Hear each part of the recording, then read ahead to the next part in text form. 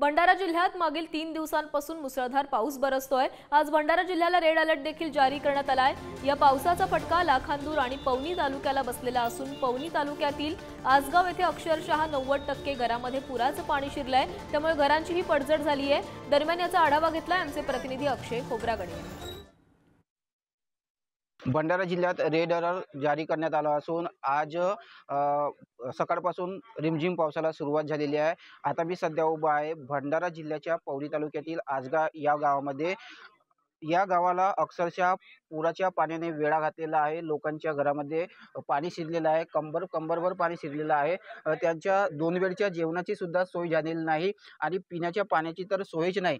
त्यांना टँकरने पाणी पुरवठा केला जात आहे आणि येथील काही नागरिक आहेत, आपण त्यांच्याकडून जाणून घेऊया कशा प्रकारची समस्या आणि काय सांगाल। तुमचं नाव काय आणि अशोक पांडुरंग पुंडे। काय झालंय? म्हणजे 8 वाजतापासून पाऊस चालू झाला, तर 9:30 वाजता म्हणजे जास्त पाऊस येणं चालू झाला।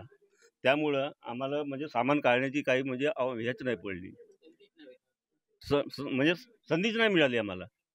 प्रशासनाकडून कोणत्याही उपाययोजनाची काही माहिती वगैरे दिली नाही का तुम्हाला? नाही काही दखल घेतली नाही येथून नागरिकांना? काही काढलेलं नाही बाहेर? नाही। जेवणाची सोय वगैरे? आता आम्ही दुसऱ्याच्या घरी जेवण केलं।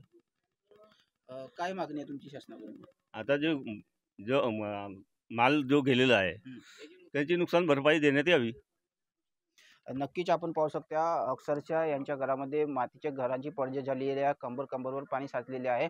यांच्या 2 वेळच्या जेवणाची सुद्धा सोय झालेली नाही। आता शासन प्रशासनाने दखल घेऊन यांना मोबदला द्यावा अशी मागणी या कुटुंबियांनी केलेली आहे। अक्षय खोब्रागडे, पुढारी न्यूज, भंडारा, आसगाव।